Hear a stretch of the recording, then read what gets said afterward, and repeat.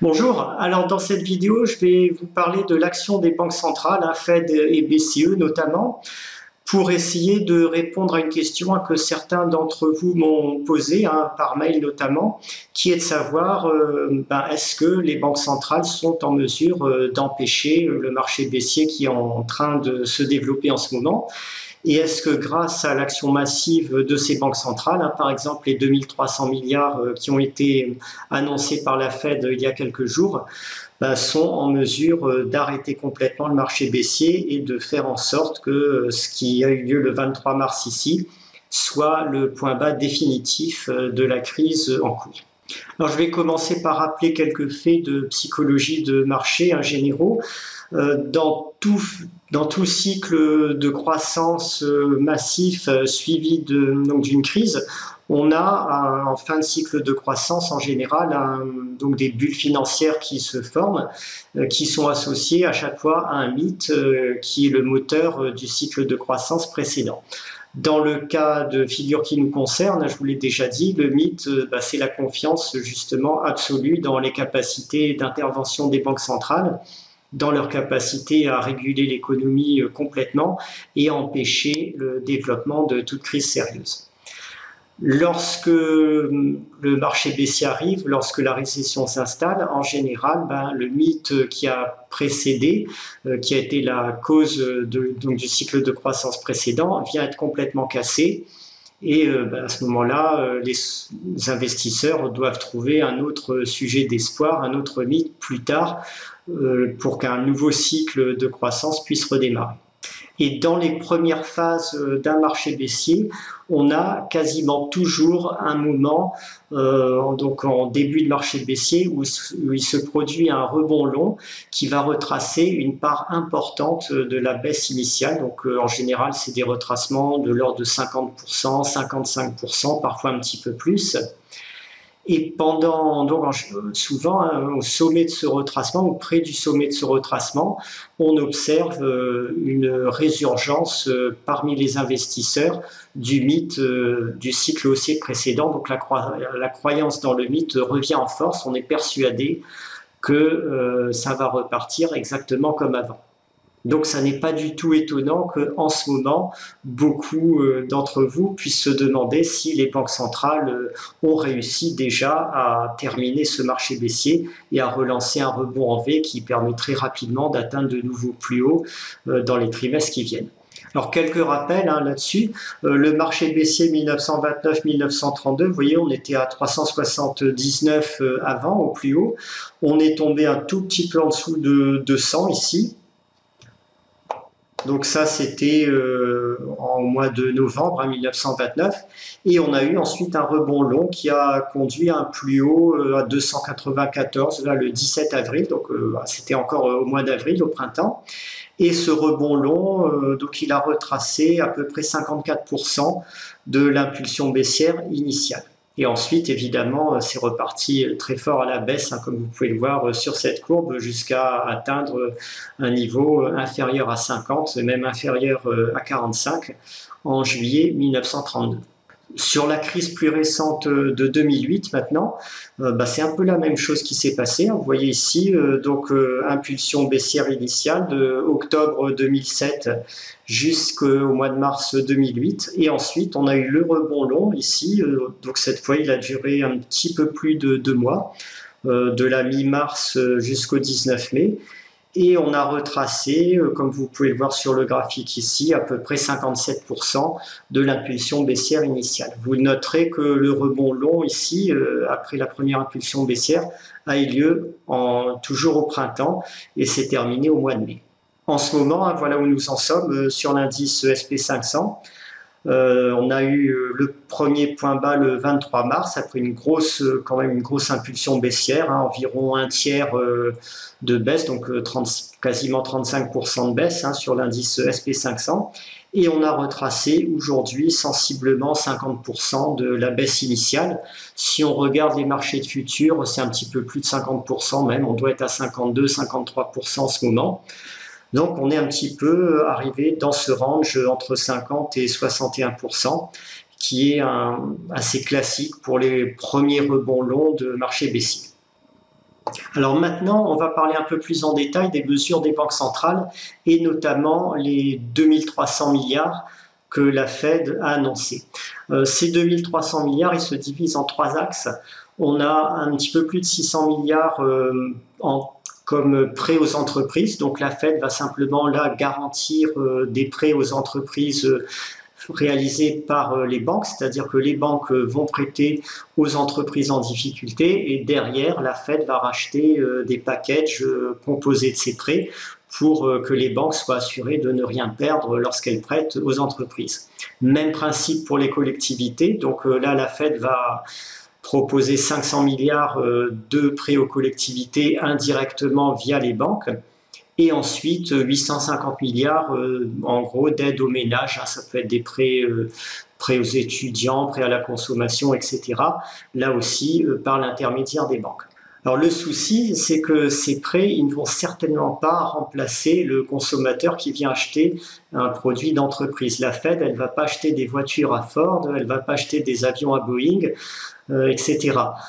Tout ce qu'elle va faire, c'est éventuellement éviter des situations de faillite totale. Donc une entreprise, au lieu qui est en grosse difficulté, au lieu de se retrouver en faillite, elle va demander un prêt spécial crise à sa banque, elle va l'obtenir.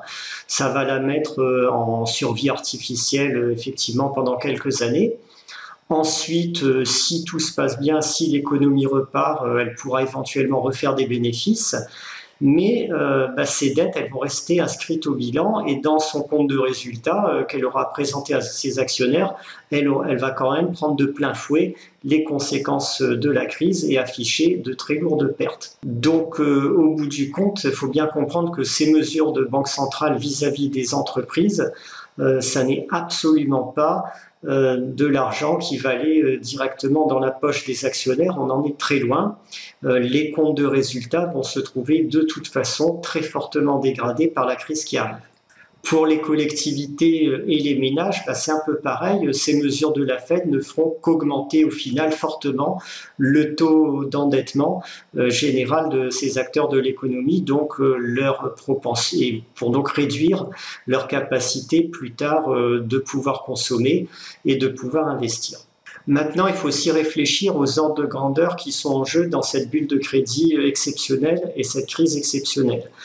On a en ce moment dans le monde une dette globale, là c'est les chiffres de l'Institute of International Finance, 255 trillions de dollars en 2019.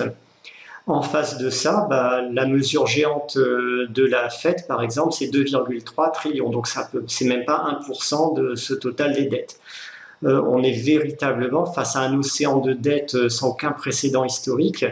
Et j'ai beaucoup de mal à croire que même en conjuguant leurs efforts, la Fed, la BCE et la Banque du Japon puissent arriver à éponger une part significative de cet océan de dette qui est présent en ce moment. Si on parle simplement de la capitalisation du marché boursier américain, vous voyez où on en est en ratio de valorisation, on est vraiment à des pics tout à fait exceptionnels juste avant la crise du coronavirus.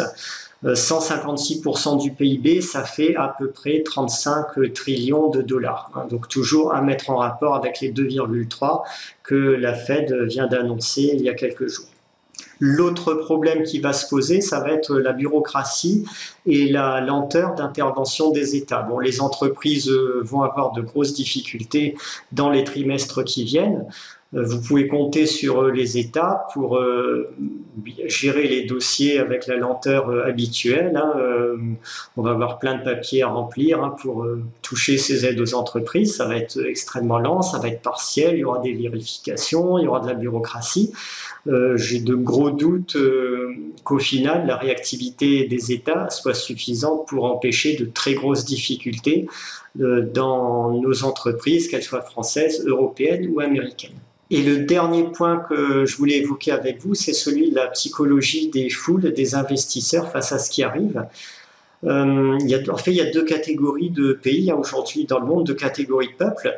On a des peuples qui ont la notion de ce que c'est qu'un risque réel, qui ont eu à faire face dans un passé suffisamment récent à des aléas de la vie importants, à des gros problèmes, à des gros risques. Je vais prendre deux exemples, deux pays dans lesquels je crois beaucoup en potentiel dans l'avenir, pour les années qui viennent et même les décennies qui viennent, qui sont la Russie et le Vietnam. Alors le peuple russe, il y a 30-40 ans de ça, il était encore dans le chaos, dans la grosse difficulté. Au Vietnam, bon, on a eu évidemment une succession de guerres jusque dans les années 70. Ensuite, on a eu un régime communiste dur, donc avec tout ce qui va avec, un rationnement, famine, disette, zéro liberté. En Russie, c'était un peu pareil, jusqu'à la fin des années 80. Donc les gens qui vivent dans ces pays aujourd'hui, ils se rappellent très bien que les temps ont été difficiles il y a quelques années, et même pour les plus jeunes qui ont 20 ou 30 ans, qui n'ont peut-être pas vécu cela complètement, il suffit qu'ils demandent à leurs parents et on va très vite pouvoir leur expliquer ce que c'est qu'un risque. Un risque dans la vie, c'est certainement pas un petit virus qui va tuer moins de 0,1% des personnes non fragiles comme le Covid le fait actuellement. Ça, c'est un aléa complètement insignifiant dans le monde réel, dans une vie réelle. Les gens qui vivent en Russie, au Vietnam en ce moment, ils le savent parfaitement. Du coup, lorsque cette épidémie sera passée, ils vont pas être très affectés parce qu'ils savent qu'il y a bien plus grave dans la vie. Ils vont se remettre à travailler tranquillement, à consommer tranquillement, à avancer et à reconstruire leur économie et finalement, ils auront une récession modérée qui sera vite oubliée. Pour les pays occidentaux type Europe, États-Unis, alors là c'est complètement différent. On est face à des peuples qui ont totalement perdu la notion de risque. Depuis 70 ans, tout est complètement tranquille en Europe. Il n'y a eu aucun aléa significatif qui s'est produit. Vous n'avez aujourd'hui aucun souvenir de période de disette totale, de période de chaos social, etc.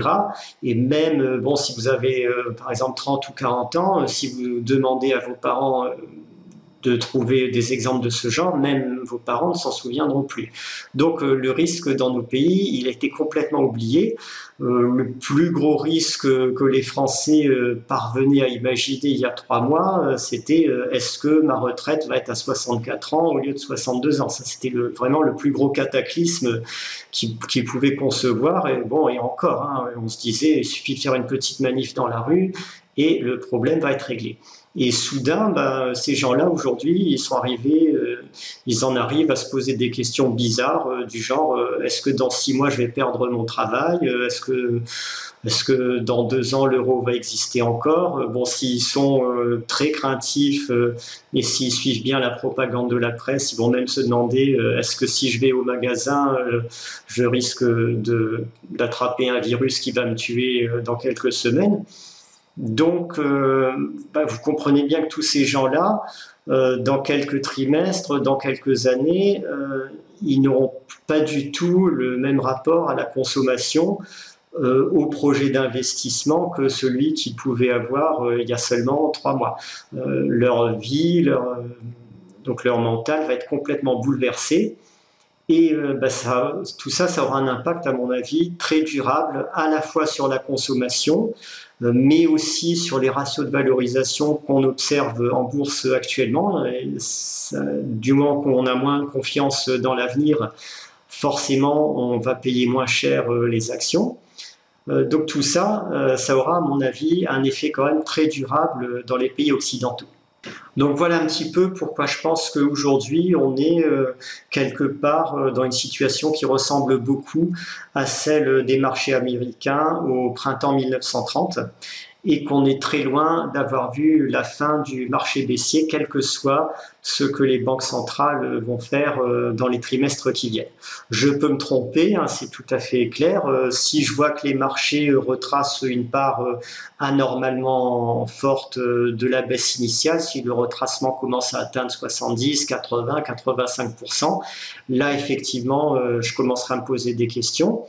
Je ne suis pas du tout quelqu'un du genre à s'entêter quand le marché lui donne tort. Je sais couper en trading ou même en investissement des positions à temps s'il y a une justification à cela.